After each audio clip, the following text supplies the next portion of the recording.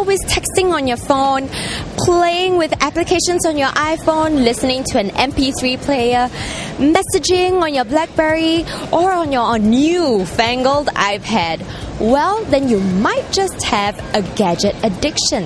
And you're probably not alone. The New York Times recently featured a man, Mr. Cord Campbell, who was missing a life-changing email as it had slipped by in his electronic flood. He had missed an email from a company offering $1.8 million to buy over his startup. 12 days later, he got the message and promptly contacted the company. While the average person's gadget addiction might not lead to such dire consequences, it may still impact his or her daily life. Today, we speak to experts to find out just how you can identify if you might have a problem. So we're here with our psychologist expert, Dr. Adrian Wang. So, Dr. Wang, do you think gadget addiction actually exists in Singapore? Well, the term gadget addiction, it's not a medical definition, but I think it does exist. It's a genuine problem. And I think it must exist in Singapore because we have so many IT shows, we have people walking around holding their iPhones, laptops, iPads and so on. So yes, I do see it as an increasing problem.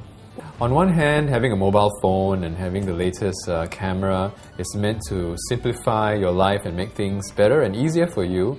But when you overload yourself with these things and it completely dominates or overwhelms your life, then instead of being a help, it becomes a hindrance. The most obvious problem is that it has an impact on your wallet. You know, if you keep buying things that you don't really need, then it's going to drain your resources. First of all, if you keep craving or wanting the next new thing, even though you're not sure that you really need it, or people tell you don't really need it, but you keep thinking about it, you obsess about it. I have patients who tell me that they can't even work. Their mind is completely dominated by getting that new laptop or that new mobile phone, and then the minute they get it, the thrill is gone.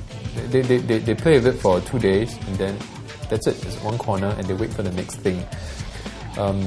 The other thing would be just spending too much time on gadgets and neglecting other activities. So if your work takes a backseat, your studies take a backseat, even social activities, if instead of meeting and talking to your friends, you're on MSN chat, you're SMSing people, instead of sitting down and having a cup of coffee, then you're heading towards an addiction problem. So a gadget addiction is just like any addiction, whether it's gambling or alcohol or drugs or sex.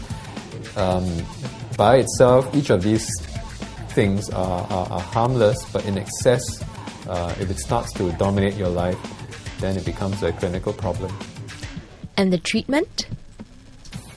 Like any addiction, people who are addicts don't think they have a problem.